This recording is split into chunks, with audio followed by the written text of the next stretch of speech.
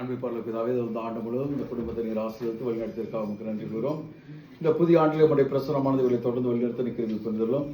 ஆண்டவர் உனக்கு ஆசி வழங்கி உன்னை காப்பாராக. ஆண்டவர் தம் திருமுகத்தை உண்மையில் ஒளிர் செய்து மீது அருள் பொழிவாராக. ஆண்டவர் தம் திருமுகத்தை உன் பக்கமாக திருப்பி உனக்கு அமைதி அருள்வாராக. எல்லாம் இறைவன் தந்தை, மகன், தூய் ஆவியார் உங்களை நிறைவாக ஆசீர்வதிப்பாராக.